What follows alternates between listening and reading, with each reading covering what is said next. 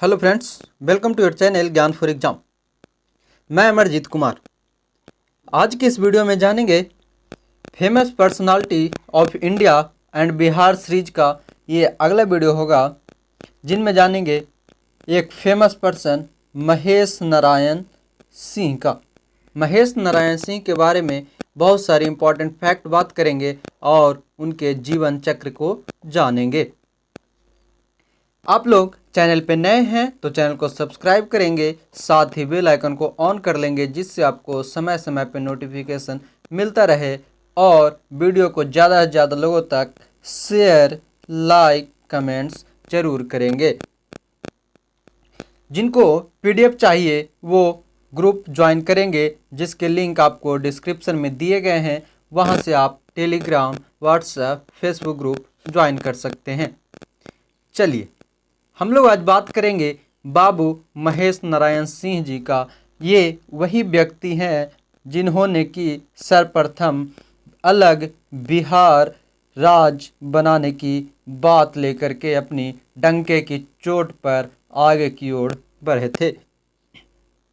इनके व्यक्तित्व की बात करें तो मैंने जहाँ तक रिसर्च किया उसमें ये ऐसी प्रतीत हुई कि ये एक अटल अविश्वासी और असाधारण व्यक्तित्व थे।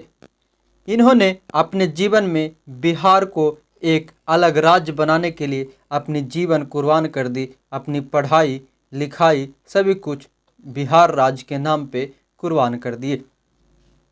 चलिए बात करते हैं बाबू महेश नारायण सिंह का।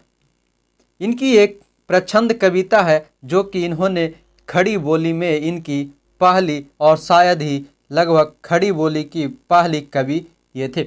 इनकी एक कविता है, बिजली की चमक से रोशन हुआ चेहरा, बिजली की चमक से रोशन हुआ चेहरा, देखा तो परी है ताजों से भरी है, घुंघराले बाल मखमल से दो गाल, घुंघराले बाल मखमल से दो गाल, तथा नाजुक उसका कुछ था कमालाल। ये इनकी प्रसिद्ध प्रछंद एक खड़ी बोली की हिंदी कवि थे, जिनकी ये रचना स्वप्न नामक पत्रिका में छपा करता था।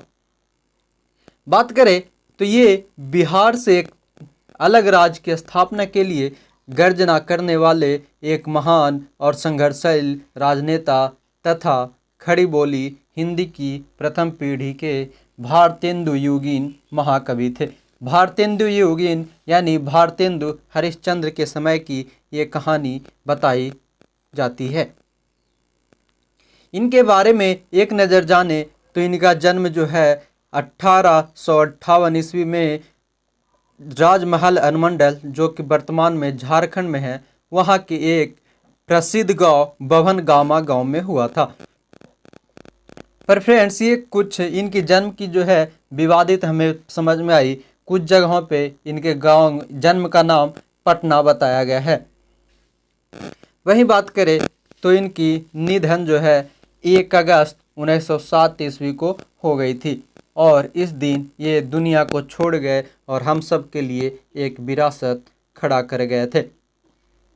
ये आधुनिक बिहार निर्माताओं में से एक थे। इनके पिताजी जो थे वो मुंशी भगवती चरण जी संस्कृत और फारसी के एक प्रखंड विद्वान हुआ करते थे।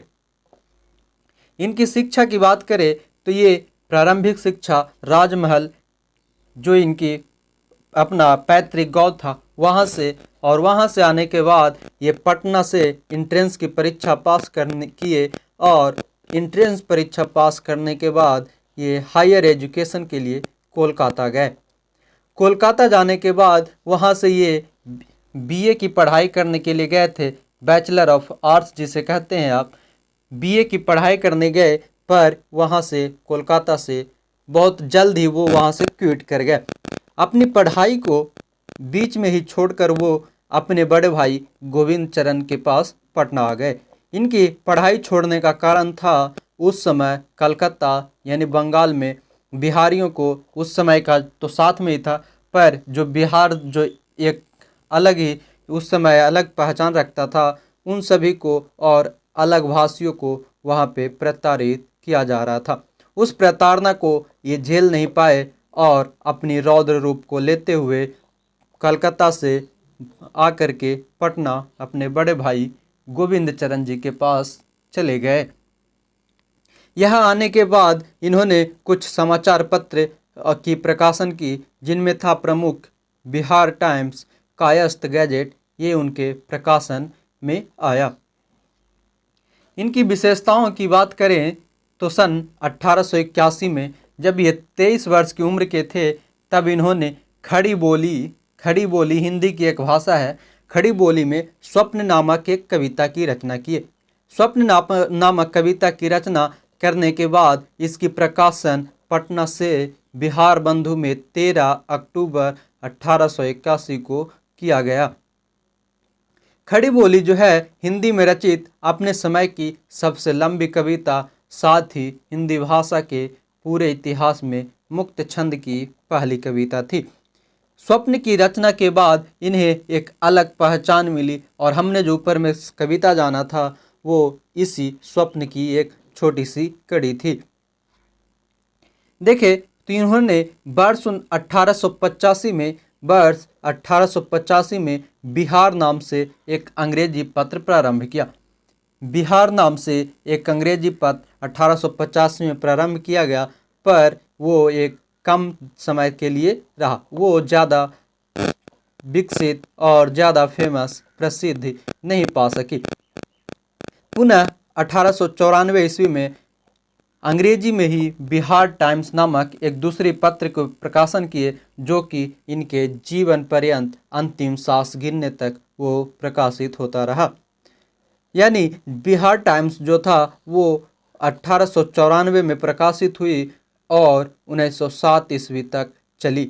वह इस द्वारा राष्ट्रीयता और बिहारी अस्मिता का एक अलग ही शंखनाद और पहचान के रूप में बाहर आया। जाने तो उन्होंने हिंदी और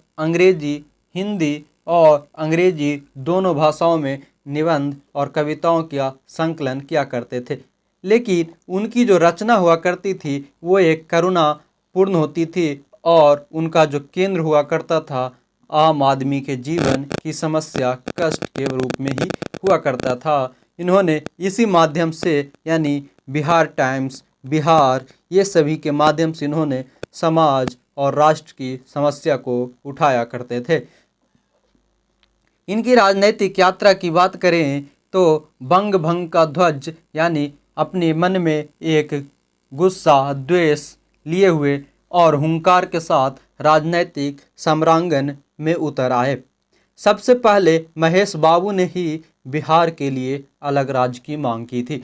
महेश बाबू ही जो थे जिन्होंने सबसे पहले बिहार के लिए एक अलग राज्य की मांग की, जिनमें उनको समर्थन मिला बिहार के प्रसिद्ध नेताओं में बाबू सच्चिदानंद सिन्हा जी का। साथ ही उनके साथ अन्य प्रमुख व्यक्तित्व जुड़ते गए, समाजवादी और राजनेता आगे आते गए और एक लड़ाई शुरू हुई और इस लड़ाई में उनकी एक लंबे संघर्ष के बाद 1912 में बंगाल को विभाजित कर बिहार एक अलग राज्य बनाया गया। जिस समय 1912 में बंगाल को विभाजित किया गया, उसी समय आपको पता होनी चाहिए 1912 ईस्वी में ही भारत की राजधानी दिल्ली बनी थी। तब 1912 में जब बिहार अलग हुआ बंगाल से, तब बिहार के साथ अब वर्तमान का उड़ीसा राज्य भी शामिल था। उड़ीसा और बिहार एक प्रांत बनी थी जो बिहार के नाम से जाना जाता था। इनके कुछ प्रमुख कविताएं, क्योंकि ये एक राष्ट्र कवि हुआ करते थे, तब इनकी कुछ प्रमुख कविताएं की बात करें तो थी अंधेरी रात, पहाड़ी ऊंची एक दक्षिण दिशा में, वह राक्षसी उजाला, रात अंधेरी में पहाड़ी की द्रवली मूर्ति, एक कुंज उस कोलाहल में ध्वनि उसकी, बिजली की चमक में पहाड़ी पर पत्थर के चट्टान बड़े, रोने की आवाज़ आती है कहाँ से, कभी मुंह गुस्से में होता लाल, दिल में उसके थी एक अजब हलचल, थी वह अबला लेकिन उस वन में, क्या है यहाँ हिंद की ज़मीन। ये सभी इनके कुछ प्रमुख रचना हुआ करते थे। अवश्य नयन स्वप्न ही में थी टेढ़ी, दरख्तों को फिर वह सुनाने लगी है, याद तो बेवजह लड़ाई नहीं होती होगी, जिंदा मुर्दा की तरह पड़ी थी, आदि इनकी प्रमुख कवि और कविता के रूप में प्रकाशित हुआ करता था। वही बात करें तो ये खड़ी बोली हिंदी में मुक्त छंद के प्रथम कवि, निर्भीक और स्वाभिमानी पत्रकार तथा बिहार के निर्माताओं में से एक आदर्श व्यक्तित्व के रूप में महेश बाबू सदा आज भी जीवित हैं। उनके व्यक्तित्व को और उनके कृत्य को आने वाली पीढ़ी का सदा मार्गदर्शन करता रहेगा और करता है। फ्रेंड्स, इस प्रकार हमने जाना है इस वीडियो में बाबू महेश नारायण सिंह जी के बारे में। उम्मीद है आपको वीडियो पसंद आए होंगे। जो लोग चैनल पे नए हैं वो चैनल को सब्सक्राइब करेंगे, साथ ही बेल आइकन को ऑन कर लेंगे, जिससे आपको समय समय पे नोटिफिकेशन मिलता रहे, और वीडियो को ज़्यादा से ज़्यादा लोगों तक शेयर ज़रूर करेंगे। जो लोग अभी तक ग्रुप ज्वाइन नहीं किए हैं वो ग्रुप को ज़रूर ज्वाइन करेंगे, आपको लिंक डिस्क्रिप्शन में दिए गए हैं। इसी के साथ जय हिंद, धन्यवाद।